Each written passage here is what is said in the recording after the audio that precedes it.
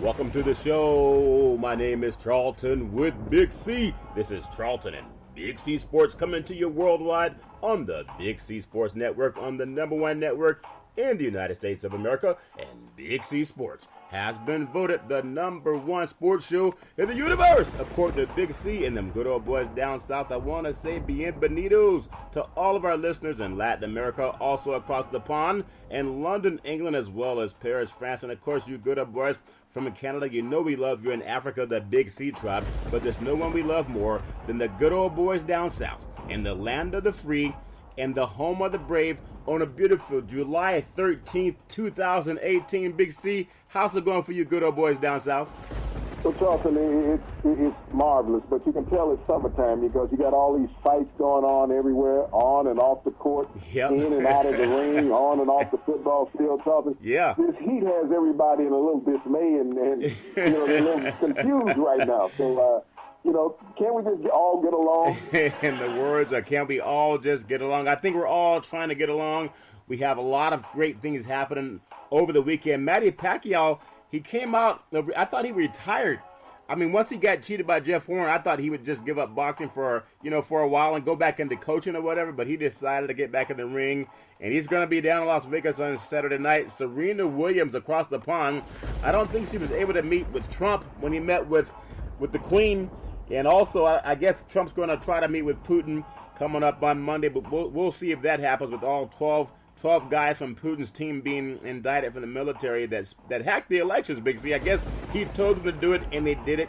DeMarco Murray, why would he retire from the NFL? Last I recall, he was rushing, tearing up the field in the NFL, but it shows you how players can come and go. All it takes is an injury here and there, and guys might step away. And then the celebrity golf tournament up in Lake Tahoe.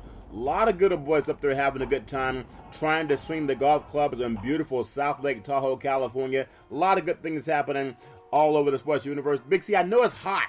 I mean, it's been so hot in California. They were telling me that it actually even rained in the Sierra Nevadas.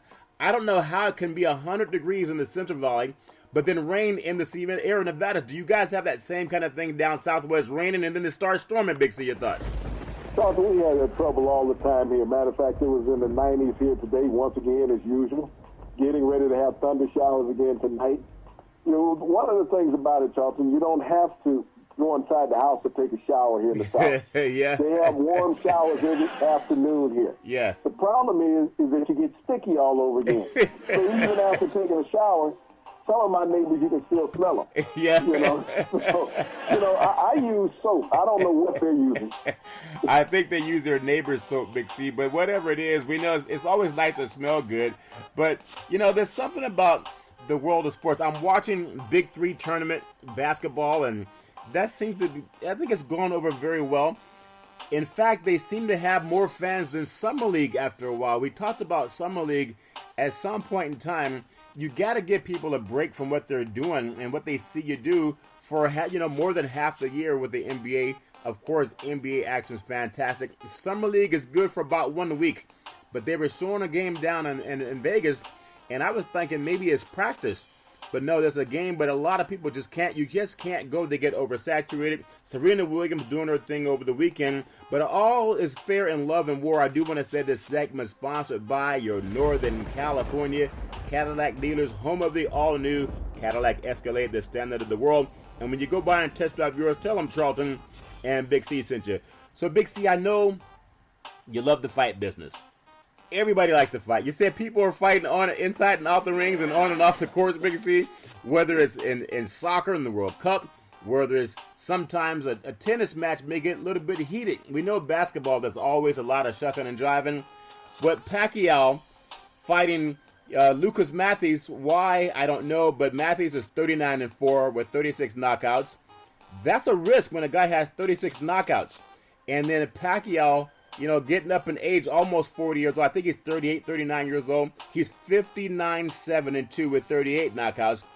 But when I saw he could not knock out Horn, that lost pretty soundly in Horn's last fight down in Las Vegas when he had a chance to go, what people thought he would go some rounds, and he didn't finish the fight. Here's a guy in Pacquiao. He has to have made over $100 million. And I know in the Philippines, money goes a lot further than it does in the United States of America.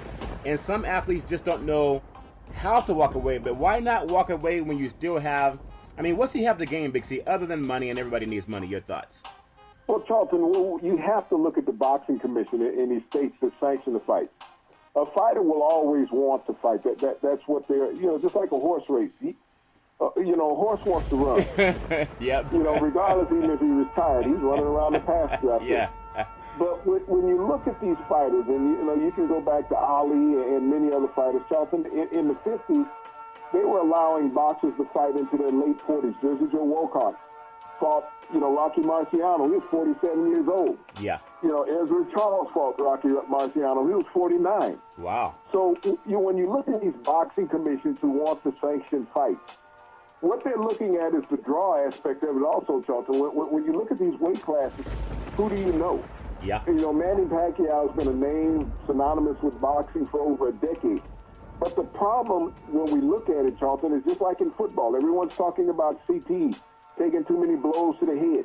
That's all a boxer does during a match, Charlton, is taking blows to the head.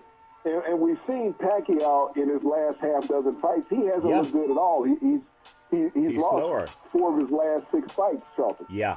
So when you sit there and you talk about sanctioning a fight, I have to reprimand the boxing commission, Charlton, for allowing these elderly fighters to continue fighting. I know it's hard to tell somebody they have to retire.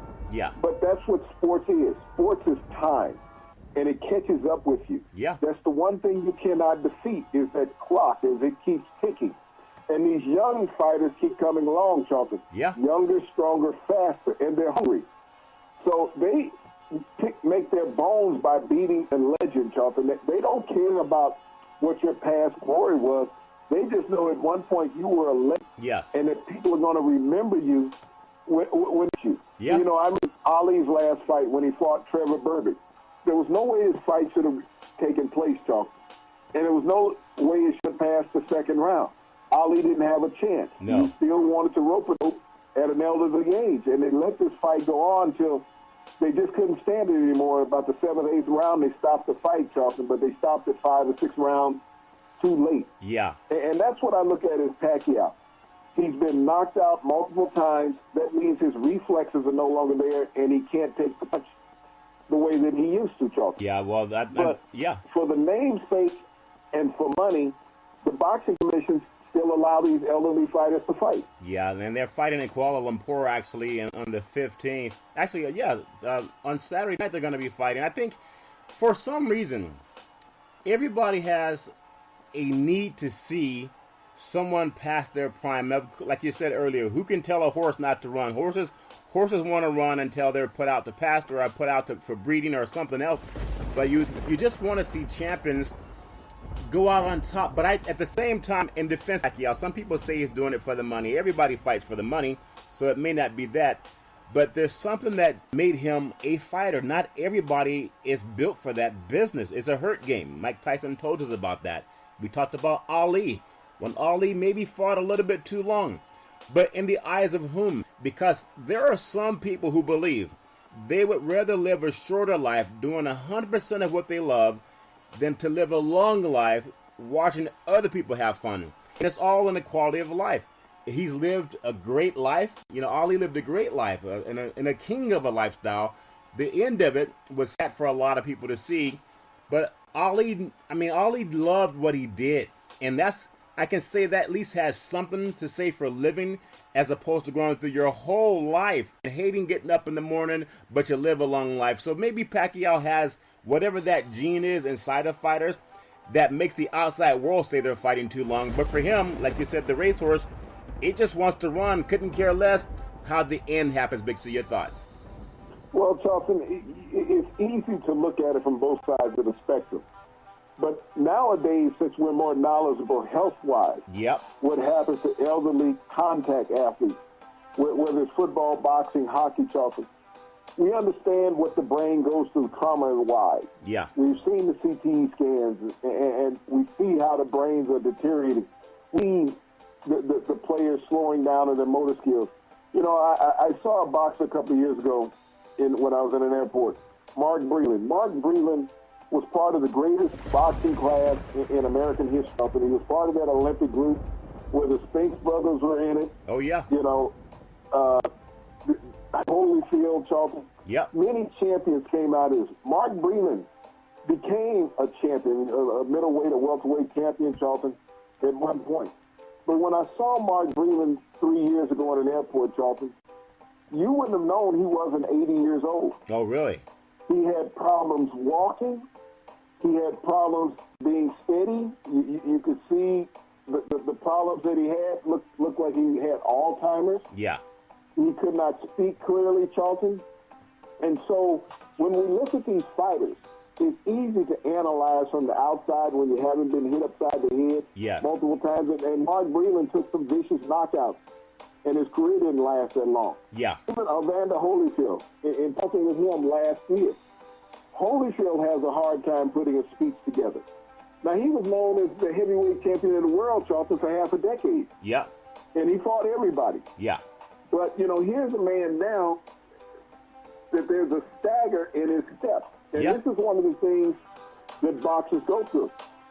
When they talk about punch drunk, Charlton, what that means is even when they walk, it looks like they're drunk when they're walking. Yeah. Because their motor skills are diminished at an earlier stage in life than normal. Yep. They basically doubled in age is what they've done. And so in communicating with Mark Breland and Evander Holyfield, Charlton, because both of these men now are in diminished capacity. Yeah. And we're talking about men that are in their 40s, not in their 60s or 70s, in their 40s, Charlton. Yeah. So you can imagine as this deterioration goes on, what kind of state they're going to be in the next 10 to 15 years.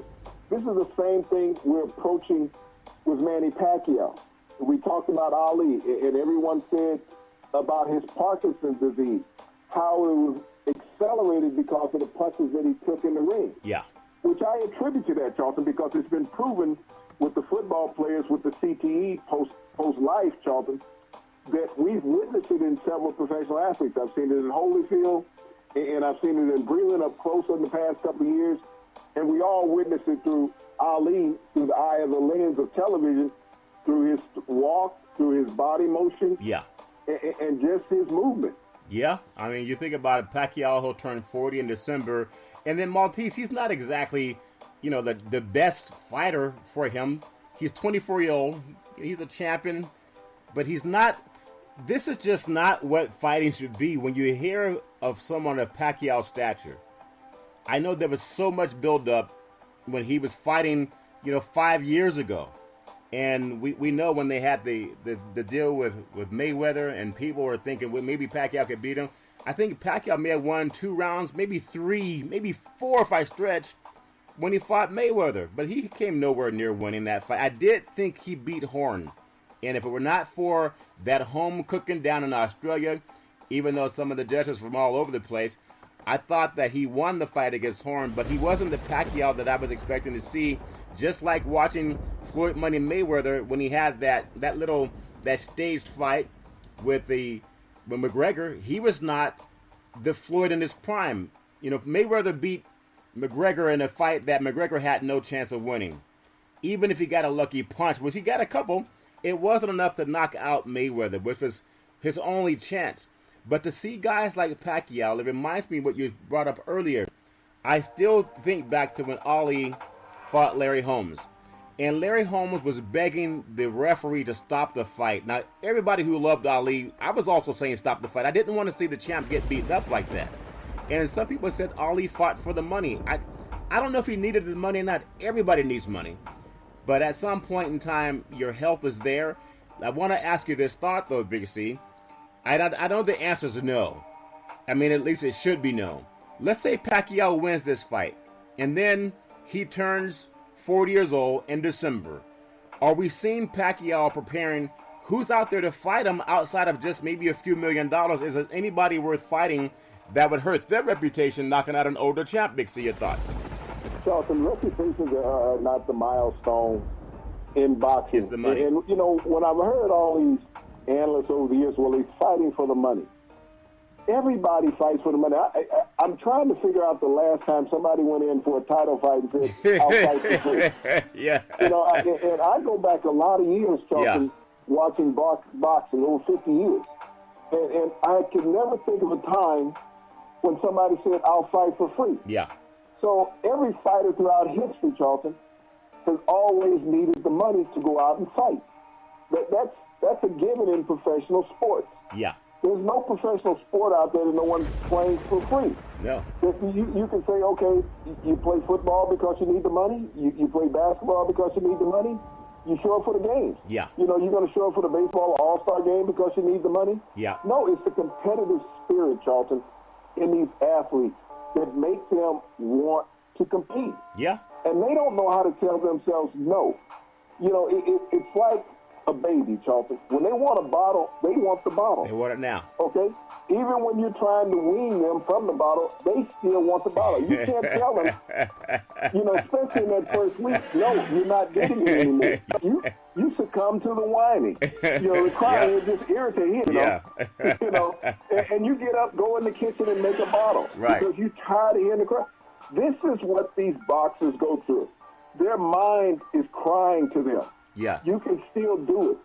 Every athlete, Charlton, when you see professional football players as we're getting ready to go into training camp, yeah, you'll see players get cut. And their mind is that I can still play. And you got guys who go to training camp for 2 or 3 years, Charlton, after their career is over. Yeah. They'll sign with a guy for a veteran minimum. Yeah. Just to go to training camp. Yeah. Are they going because they need the money?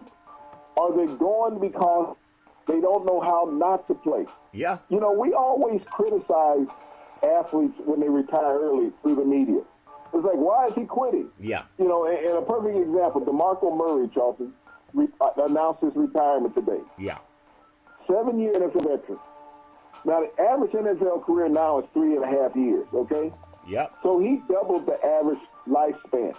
He signed 2 huge free agent contracts, one with the Philadelphia Eagles, one with the Tennessee Titans. Yeah. So in that analogy, as you said about Pacquiao, is he fighting for the money? Or did Murray decide, I have enough money, I can leave after 7 years because I was very scrupulous with my investments of my money. Yeah. I have deferred money. I'll be paid for a long time. All I have to do is live a normal lifestyle and have enough money to last me forever and my heirs. Yeah. Well, that's what people don't understand. So when we see these elderly athletes constantly competing and not knowing how to give up, and especially in boxing, Charlton, because it's this one-on-one gladiator battle, what is the end all? And the end all is, like I said earlier, until these commissions no longer sanction their fights, Charlton, they will continue to go out there and raise battle. Yeah, well, the happening is not. It's not a fight that a lot of people really care to see, but they're gonna see it because of the name. I still hope Pacquiao wins because he has been a good champion and he does a lot for the people. But it's just boxing is a tough business, and the retirement plan oftentimes is you retire your faculty before you retire in the fight game. I do want to say there are some good fights coming up with men who are in their prime in the UFC 227 in 2 title fights, Dillashaw versus Garbrandt, and then Johnson versus Cejudo. And that's going to be August 4th, and that's going to be a good fight because those guys are all in their prime in the UFC. But I wish Manny Pacquiao the best. I know he's going to be against a tough guy in Lucas Matus, but I just don't want to see the man end up like so many other fighters who fought a little bit past their prime, but it's his jaw taking the lick at Big C. It's not my jaw, but we all know sometimes it's hard to walk away when they're still paying you. Also, I want to touch a little bit more on DeMarco Murray retiring today after 7 years as the top running back in the NFL. 4 seasons ago, just 4. This is how things turn around. 4 seasons ago, he led the NFL in rushing. Over 1,700 yards in 15 games. And when people talk about the college kids coming out now and who's going to be the number 1 draft pick and who's going to be the biggest impact on their NFL football team, you said it so many times. There's such a short window in the NFL, about 4 years average. If you can go longer than that, just consider it lucky. But here's a guy 4 years ago. He was a top leading running back in the NFL. 4 years later, he's out.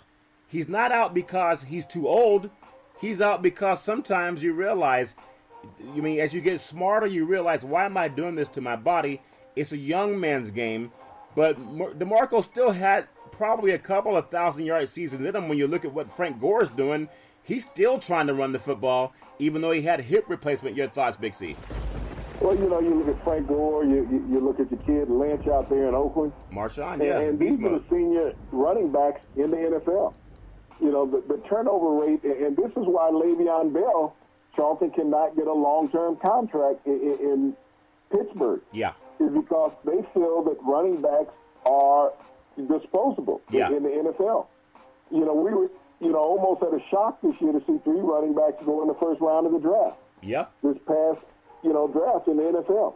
But when you look at Murray, he was a second-round draft pick out of the University of Oklahoma, going to the Dallas Cowboys. Yeah. He replaced Darren McFadden, Charlton, and became the league's leading rusher. He had a broken hand in that season, Charlton, and he gained over 1,700 yards. Yeah. But it shows that a back and an athlete is competitive. He was out there carrying a football with pins in his hand, broken. Yeah. Because he was a competitor. And so this is what athletes go through. It's like, they talk about that analogy being hurt. Yeah. Athletes now, Charlton, and always have played injured. Yeah. DeMarco Murray played injured. He probably had his roughest season last year with the Tennessee Titans when he failed to rush for 700 yards during the season, Charlton. You think about that. 1,100 yards less than what he did 4 years ago in the NFL. Yeah. And so when they say, is it diminished skills or is just the system has changed, Charlton? But when you look at these athletes and what they have to go through and what they have to suffer through, Charlton, just to even get a contract. Yeah. And so Pacquiao versus Murray. Murray said, I can walk away with what I have, and I'm satisfied. Yeah. I'm 30 years old. Pacquiao is about to turn 40 and said to himself, I still have more to prove and more to accomplish. Yeah.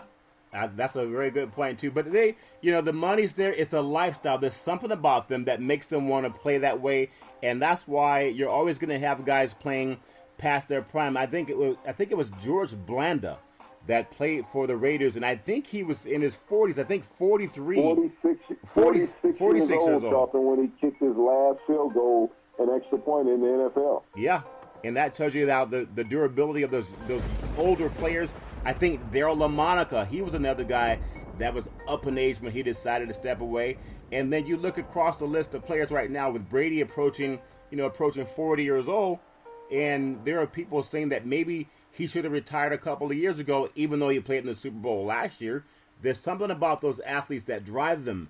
And I think as far as the injury factor, if you think about getting injured, you probably shouldn't play the game anyway, because most players will attest that when they started thinking about getting injured, that's when the injuries actually happen. I know Murray's been through some issues, and even Ezekiel Elliott, no one gets through the year unscathed. You have I remember back in the day watching a running back by the name of Franco Harris, played for the Pittsburgh Steelers, won 4 Super Bowls with the Pittsburgh Steelers. Even they were known for the steel curtain defense. Their offense was very explosive too, with Terry Bradshaw and also Lynn Swann, and I think they had Stallworth on the end of the ball. And then there's also reliable Franco Harris in the backfield. But Franco Harris, a guy that probably could have played a little bit longer, even though he started slowing down too. He's one of the rare running backs back in the day that chose to run out of bounds and save himself some of the issues of the head trauma. And ironically, on the same team with Webster, who made the NFL more well known for the CTE issues, they were on the same teams. Franco was running out of bounds instead of taking that hit and getting that extra yards, and then Webster had to hit every series because he's right there on the line of scrimmage. Just talk about that contrast where Franco had his faculties, Bixie, still has his faculties, but he was a guy that oftentimes, even though he's a Hall of Famer, he was often criticized for not being tough like the guys like Earl Campbell that have a hard time getting around today. Bixie, your thoughts? Well, I mean, when you contrast those two backs who played during the same time, Charles, there was more longevity in Franco's career, and ironically, his career ended with the Seattle Seahawks, Charlton, like a lot of running backs they end up going to another team instead of just retiring from the team that they're with, Charlton, because your time comes to an end. You look at even Emmitt Smith, the all-time leading rusher in the NFL. He ended up in Arizona, with a lackluster performance at the end of his career. Yeah. But when you look at Franco Harris, he was often criticized by everybody. Well, he's not that tough. He's stepping out of bounds. Franco stayed in bounds on many opportunities, Charlton. Yeah. Because everything that he ran wasn't a sweep. Yeah. But he knew that when he had gotten all out of a play that he could get, you might as well just step out of bounds. You got the first down. Yeah. You got to carry the ball again the next down. Yeah. And you contrast that with the great Earl Campbell, who was just a horse, Charlton. Yeah. But, also that horse can hardly walk today. Yeah. He's had dual hip replacement, Charlton, dual knee replacement, Charlton. So, and he was also, Charlton, addicted to codeine medicine, Charlton. Yeah. And, Earl even contemplated taking his own life on a couple occasions because of the pain that he was enduring, Charlton, from all of these surgeries and hits as a running back in the NFL. And everyone knew Earl as just a total battering ram. That was his, mantra as a player. There's two hits that are synonymous that you'll always see Earl Campbell with. There's one that he's running up the middle where he runs over Isaiah Robertson, a linebacker, number 58 from the Rams. And there's also this tremendous hit in the end zone where he and Jack Tatum, the late safety of the Oakland Raiders, collide. And when Jack Tatum hit Earl Campbell was actually unconscious. Oh, really? You could see him, in a spike position on his head, and he was temporarily unconscious. That's how hard Jack Tatum would hit people. Yeah. But Earl Campbell suffered a concussion on that play, Charlton, but it did not end his play in the game. He came back into the game the next series after scoring that touchdown, and they got the football back, Charlton. But this was common with players, to suffer these injuries and have to go back into the game. And we see so much of it now in these elderly players. Yes. But, the knock that Franco had about not being tough, ironically, he's in Pro Football's Hall of Fame. Yep. And last time I checked, they weren't putting cupcakes today. Okay? No. So, when you look at Franco and that offensive line that he ran behind in Pittsburgh, yes, I don't think they would allow Franco not to be tough. Yeah. And I think they encouraged Franco, hey, step out of bounds. We'll get some more yards the next play. Yeah. So he had the okay from his teammates, Charlton, to play the game the way he was playing it. It's amazing how the media always wants to dictate how a player plays. I remember I used to tell guys all the time, when I was working out doing the all season. Yeah. And I was in a gym where, steroid use is rampant. I mean, the guys in there, Charlton, there were some serious bodybuilders and all that. I wanted to be in that environment because it motivated me. Yeah. I didn't want the needle, but it motivated me to be around these guys. Yeah. And you were always criticized because you didn't have the dimensions of some of these guys. Well, his calves are not as big as his. Yes. His chest is not as big as his. His arms are not as big as his. There was always somebody taking some portion of your body, comparing it to somebody in the gym. Yeah. And I used to always tell these guys, they have tryouts every year. Come on out. Come on out. I said, you might be what you are here in the gym, but you can put on the shoulder pads. Yes. And we can see how good of an athlete you are. Yep. You might be able to bench 600 pounds, but can you move? Can you have agility? Can they move around? There's been athletes, bodybuilders, Charlton, that have tried to try out for football teams over the years. Yeah. But they find out you're not laying on a bench pressing, and you're not standing on a stage posing. Yeah. You're dealing with a grown man, Charlton. Well, isn't that Brock Lesnar? He was the wrestler, and he's he tried out with the Minnesota Vikings stuff. Yeah, and didn't have the and ability. he found out once he got to training camp, he said he suffered more injuries in training camp than he ever had in the MMA, Charlton. Yeah, and there have been other weightlifters and guys that were just big and Lou Ferrigno, years ago back, I believe somewhere around 1980, 81. Yeah. Tried out in the Canadian Football League. Now, this guy was Mr. Universe, 6'6", 300-plus pounds, Charlton. Yeah. But he could not compete against football players. He was Mr. Universe. Yeah. but he wasn't a football player. Well, that must hurt a lot of kids in the Marvel universe because they say Mr. Universe couldn't make it in football. Big C, that tells you a lot about sometimes we add on. There's a guy by the name of Luke Cage. He's a Marvel guy, about 6'3", 200-something pounds, and looks like your average football player, very chiseled. He's a Marvel comic. But I want to go back to DeMarco Murray stepping away, and when you look at him, and this is for the young guys that think you can play forever. I mean, not everybody can do what Frank Gore is doing. Even back in the day, Franco Harris. Look at Beast Mode. Beast Mode, the way he runs his body into other athletes, it got guys that outweigh him by 100 pounds. That's going to slow down. In fact, it has slowed down because he's smarter now. And that's not going to help you once you retire. But there's a guy that I still admire his running style. He was not the fastest guy in the world. He was not the biggest guy in the NFL. But I look at Tony Dorsett. I remember he took a handoff and went about 99 yards for a touchdown in Minnesota. And I believe it was a Monday Night Football game. I think Dandy Don Meredith had the play-by-play in there. But here's a guy that, he didn't finish where he couldn't walk. He didn't finish where he couldn't get up. Now, I don't know what his health is like now because he did run for a lot of yards playing for the Cowboys. And the turf wasn't the best back in the day, especially at Cowboy Stadium. But would you equate his running style to maybe DeMarco Murray, where they're not like the Earl Campbell or the current day Beast Mode, where they think they're going to ram their body into another player's body and it's going to help their career? Actually, it's going to diminish their career. Big C, your thoughts? Well, Tony was more of a diminutive runner, Charlton. He when he came into the NFL, he weighed about 180 pounds. And that run on Monday Night Football was 99 and a half yards. Okay. I don't want to cheat in that half yard. and when you talk about those two running backs, Charlton, ironically, they both have the two longest runs in Cowboy history. Oh, really? Murray has a 94-yard touchdown run on a draw play also, as well as Dorsett's 99-yard run on a draw play.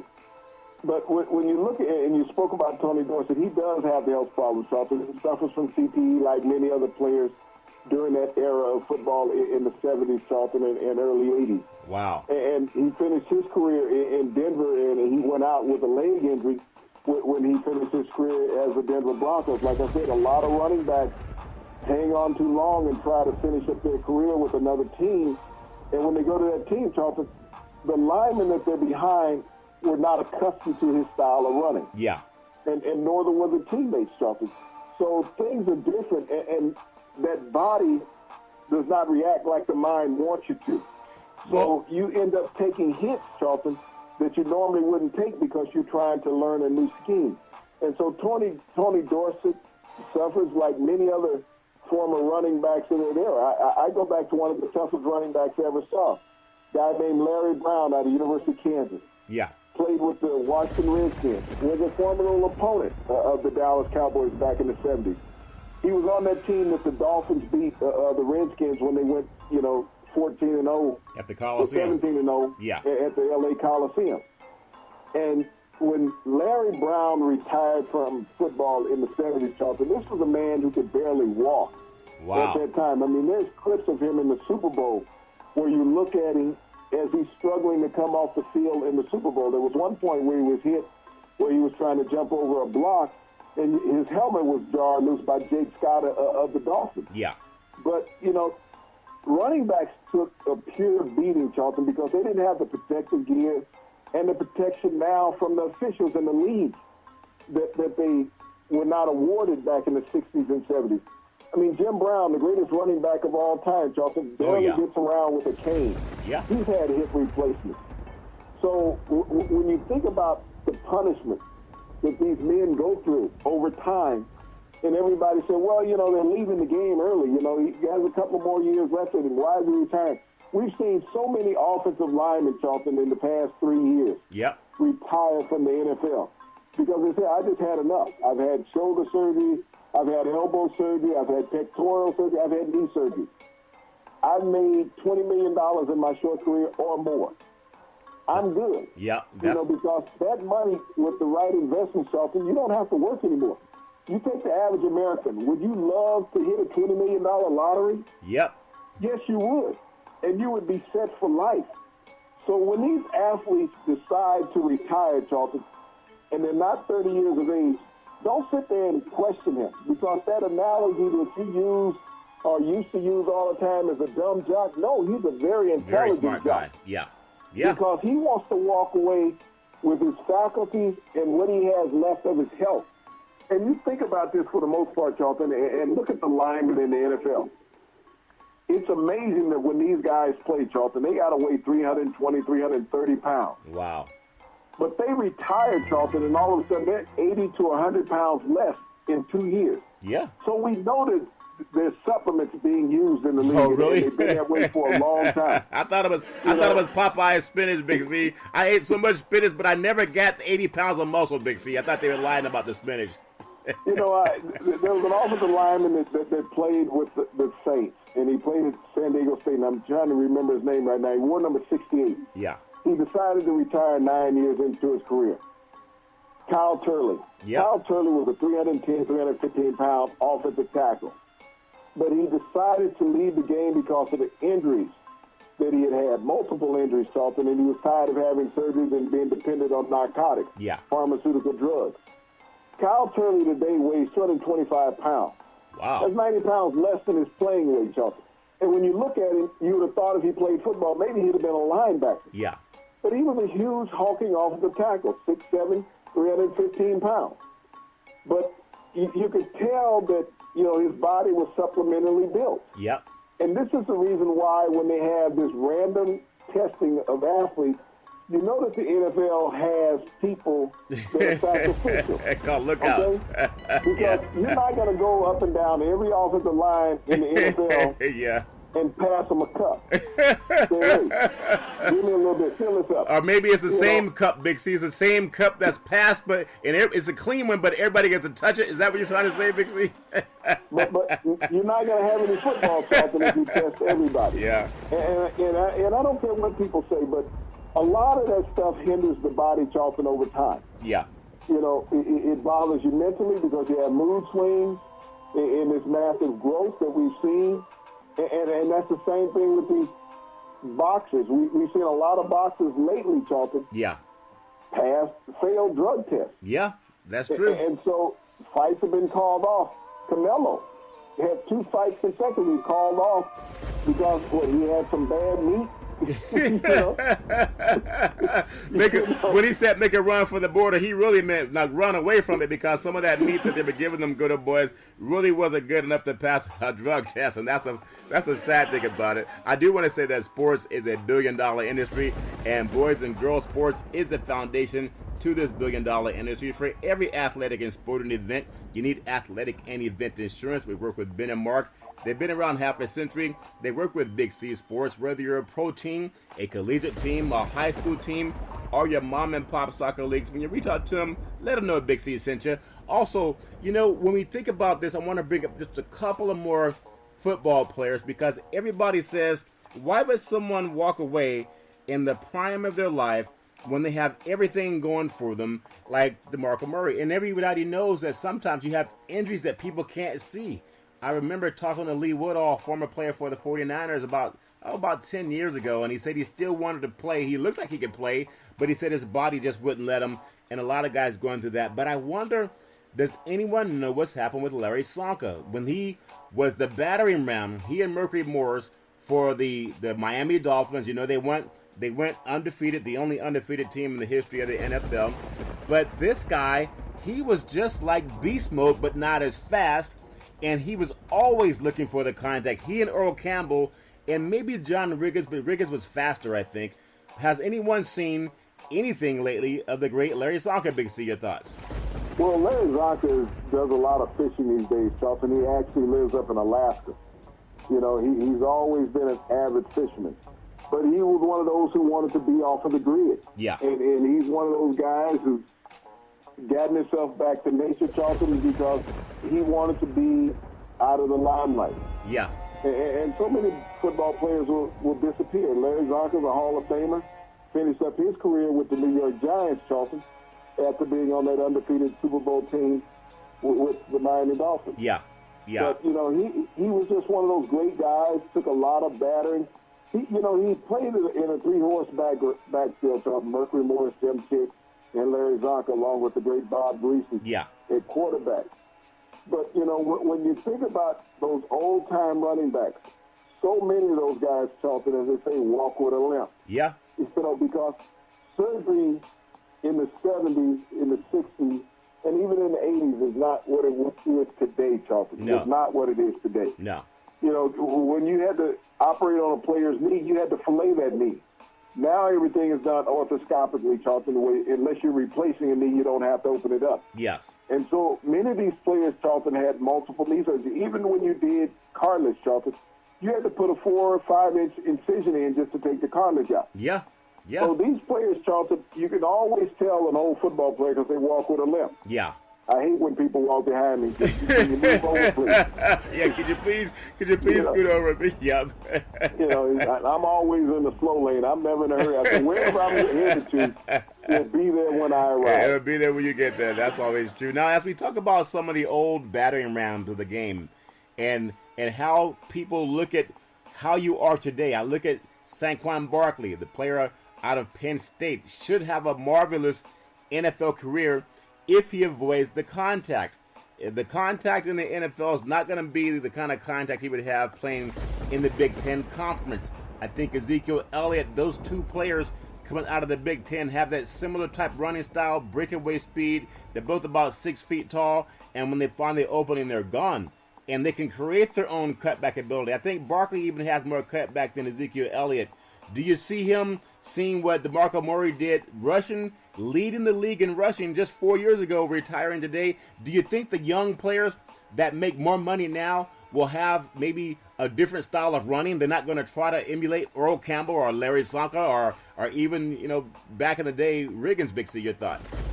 Well, Charlton, there's not a young running back anywhere who has his mind set on becoming the all-time leading rusher in the league anymore. Yeah. All they care about, Charlton, is getting through 5 to 7 years realistically. And they want to get to that second contract in the NFL where they can get the max money. Yeah. Normally that rookie contract is about a 4-year contract, Charlton. They want to get to that second contract where they can get to that max money. That's what Murray did. Yeah. You know, he spent 3 years with the Cowboys, went out as a free agent. The last 4 years of his career, he had a max contract deal with the Philadelphia Eagles. Didn't work out under Kelly as head coach, a different type of offense, but he didn't turn down the money. Yeah. He knew that he was not a fit for the offensive scheme, Charlton, but he knew that the money fit his bank account quite well. It always mattered. Show me the after money, that yep. failed, he was released. He signed another big deal with the Tennessee Titans, Charlton. Yeah. That offense wasn't really conducive to his style of running either, but he did not turn down the money. Yeah. So when you look at the young players coming into the game, Charlton, they don't all know the greatest running backs of all time. No. Football is not a game of longevity anymore, Charlton. It is a game of endurance. Yes. And that's how you have to look at it. How much can I endure? Yeah. You know, to get to the money. Don't go out there any longer thinking, well, I'm going to play a decade or 12 years. There's very few players left in the game, Charlton. Ironically, there's 2 starting running backs in the NFL that has lasted more than a decade. Yeah. That's Frank Gore and Marshawn Lynch. Yeah.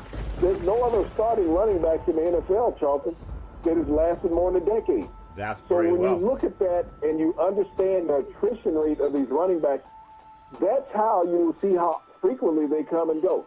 You think about the number of running backs that the 49ers have had since they let go of Frank Gore. Yeah. Think about that. And Marshawn Lynch. How many running backs has Buffalo had since they let him go? Yeah. So you think about how often running backs come around in the NFL and how long do they last. That's a very good point. Speaking of that, and just to finish up on something we talked about yesterday, because it's been all over the news, and we're always anti-domestic violence, no one knows what happens behind closed doors. No one knows what happens between two people. I think if you're in that situation, call 911, get out. But I still keep thinking about Shady McCoy, and that scenario's getting stranger by the day with his ex-girlfriend. And because people need to know what's going on when they deal with certain people. Some people say they love you forever, and then you don't hear from them. And some people are in your life, and you don't want to be there, and they won't leave. Whatever the reason is, I still keep thinking, why would a guy who's made nearly $100 million in his career, maybe more, including contracts and endorsements, what would be his purpose for having his house burglarized to go to $20,000 watch and some other jewelry, Big C? Your thoughts? Well, Charlton, you got to look at this, and as you say, he's becoming more and more exonerated every day as people look into it. Even the attorney for the female victim in this case, Charlton, has told his client and her friends to take down all the Instagram posts because it could be construed as being slanderous. Yeah. So that meant right there that this was not him doing this. People are starting to figure out that maybe she set herself up to try to get him entrapped, Charlton, to try to get him to settle the lawsuit, to drop the lawsuit he had against her, and get some sympathy from the public, which she got initially. Yeah, initially. But the thing about when you do something with social media, you got to be careful about how you do it. Yeah. How are you the one posting all this stuff? You're supposed to be this battered, beaten person. You're the one posting pictures, you and your friend. Yeah. So why are your friends there? Why weren't the police first called instead of you calling your friends? Yeah. Why didn't you get law enforcement involved first instead of calling your friends to tell them to come take pictures of you? Yeah. There's a lot of speculation about what occurred, Charlton. But as you look at it and the days go by, you're exonerating Shady McCoy even more. And this woman that he was trying to evict for over a year that he had a past relationship with, Charlton, and she was not willing to leave at any cost. Yeah. And so, and we don't know the bottom and the end of this yet, Charlton. Nobody knows. But it's looking more and more like she staged this against herself. Well, I think it would not be the first time, and no one's making any light of what she's going through. But at the same time, if you're going to post anything, send that letter to the police department, not out on social media, because there are women who actually go through things, and maybe it looks like the guy didn't do anything, and the woman's saying, look, I need help. Well, take that time and deal with law enforcement, not out on social media, because it just doesn't look good. I mean, I hope that she's okay, irrespective of what happened. I hope that she wasn't the kind of person that would try to frame another person, but it wouldn't be the first time it's happened. But I do know when someone's in trouble, you don't go to social media, you go to 911, you go to law enforcement. I do want to also touch on one more thing before we go across the pond, Big C. Jameis Winston wearing a workout shirt saying Jameis against the world. I mean, really, what is he against the world for? His own ignorance is the reason that he's been in trouble. This is not like somebody who may or may not have done something. We've seen he's done so many things in the past, but he's a guy who just seems like he doesn't get it, Big C. Your thoughts? Well, Charlton, he really doesn't get it. If anybody was wearing a T-shirt, me against the world, it would be Colin Kaepernick. Yeah. Because it's been Colin Kaepernick against the world, not Jameis Winston. Jameis Winston should be having a T-shirt on saying Jameis Winston versus stupid. Jameis Winston. Yeah. Stupidity. Yeah. That's what he needs to do. Because all of his actions, whether it was in college or as a professional athlete, Charlton, has showed a lack of discipline and consciousness towards other people, Charlton.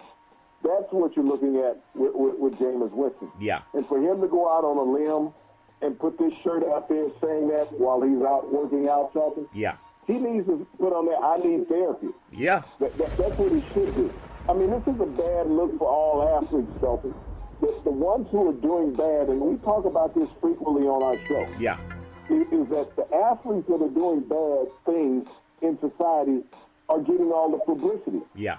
Those who do not get in trouble, the media is not interested in them, Charlton. No. And so what is the media spin on Jameis Winston? Here's a guy who has had multiple incidents in college and as a pro athlete. Poor decision-making, Charlton. Yeah. Poor judgment. Well, hopefully, And he is cantonized by the media in picking up on every little thing that he does. Well, hopefully If he you will don't learn. talk about Jameis Winston, maybe Jameis Winston will grow up. Well, hopefully he'll learn from his mistakes, Big C. Across the pond in Wimbledon, not only was Trump across the pond, and he was saying that FBI, they're all liars. Big C, the FBI, they're all, his words, they're all fake news, and they're trying to make stuff up, and then Mueller comes out with an indictment of 12 Russian spies and guys that worked under Putin, and now we're going to see if he's still going to say that that Mueller's a liar and it's fake news, and and he still believes Russia more than he believes the FBI, the United States intelligence agencies. And what an embarrassing way to have the indictments come down right before his trip to go meet Putin. We'll see what happens with that in Love and War. But I just want to get about a little bit of your thoughts on that, Big C.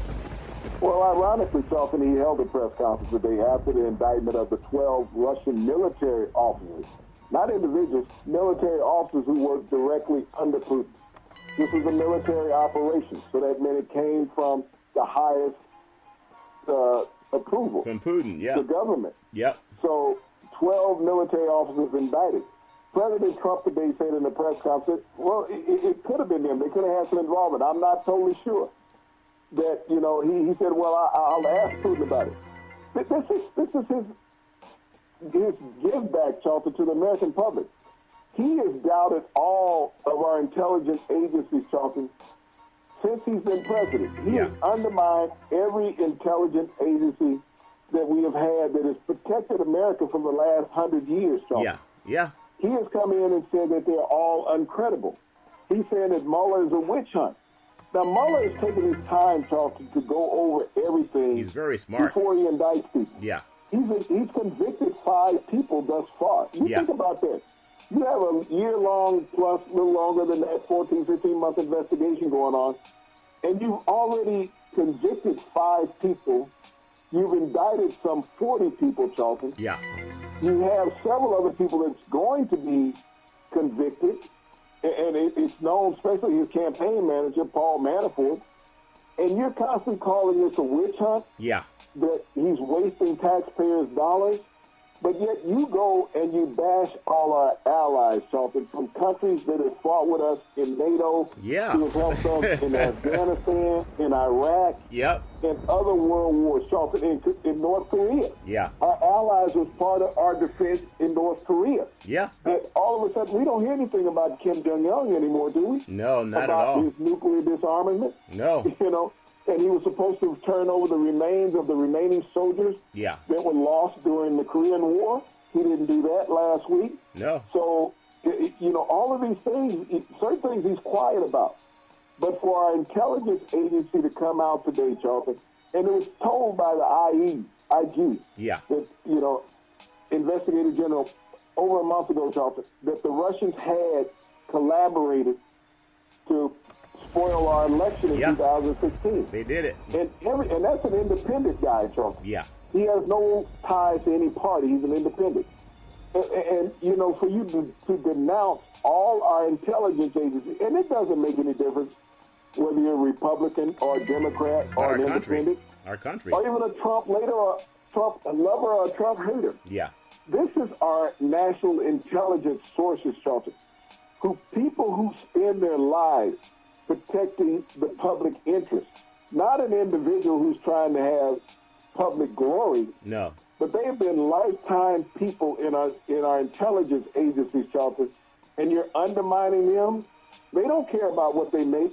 They just want to make sure that things are right. Well, I think over 100,000 people in Europe protesting our president's trip across the pond, and it's still our country, great country, but we got to make sure our leadership is great. When you think about it, my heart. I've heard it before, but for Trump to tell our European brethren that immigration is bad, okay, that is bad for Europe, and it's also bad for the United States. However, he's a third-generation immigrant. His grandfather came from Germany.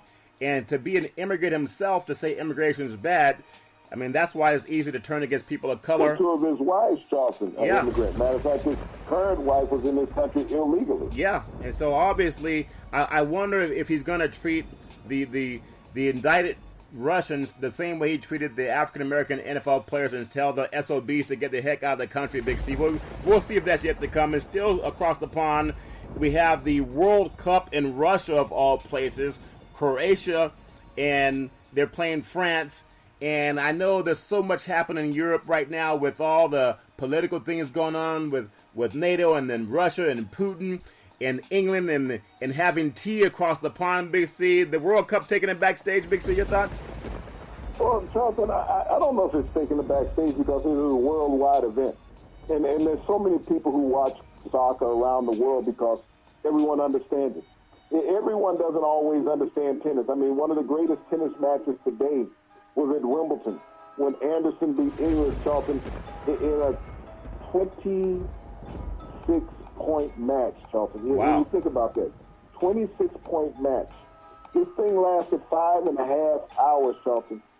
And so when you think about the endurance of these tennis players, Charlton, to go that long, and even in the other semifinal, Nadal and Djokovic, that was suspended for time. Yeah. Because you can only play so long, and so it went into the twilight, so they suspended that. But when I look at the World Cup, because this is a once every 4-year event. Yeah.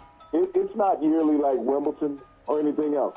It's once every 4 years, and the world comes together, Charlton. It is the largest single sporting event in the world, the World Cup. And for whatever host country that has it, Charlton, it's a lifetime event. It changes people. Yeah, it does. And when you think about France having an opportunity and Croatia having an opportunity, Charlton, to win this World Cup for the first time in over 30 years, that's a fantastic opportunity. And I think Croatia, the last time they won was in '66. Yeah. So you're going back a long time, Charlton, 52 years. Yeah, it's been some time. So to have a country behind you, like we talk about regional and city and state sporting events here in the U.S. Yeah. When you're in the World Cup, Charlton, you're representing your country. So the entire country of France will sit down and watch the World Cup. Yeah. The entire country of Croatia will sit down and watch the World Cup. We're talking about an event, Charlton, that will bring two world countries to a halt. Yeah. You can speed up and down a freeway and you won't see a cop. Yeah. You know, you think about that. You might even be able to rob a bank. I'm not. Oh, well, let's not put that out there. I think Putin's beat you to that one, Big C. During the World Cup. Well, Putin's already beat you to that one, robbing things, Big C. Also, on the tennis courts, we have the beautiful Serena Williams, and she has a chance to claim another Wimbledon championship, seeking number 8 versus Angelique Kerber, who's been a 2-time champion. So much happening across the pond as far as I was watching a report on CNN today, and I heard lightning. I said, did Big C already start the show? They were doing a lightning report, and then they were talking about what happened across the pond with Trump being over there, and I heard this lightning sound. I said, man, Big C started the show without me, but Serena Williams and her chance to claim title number 8 at Wimbledon. Big C, your thoughts? Well, Charlton, she has 24 Grand Slam championships, tied for most all time with women. Serena Williams right now is the odds-on favorite. Charlton, she's already won. Yeah. You think about what she's accomplished. Last year during Wimbledon, Charlton, she was 8 months pregnant.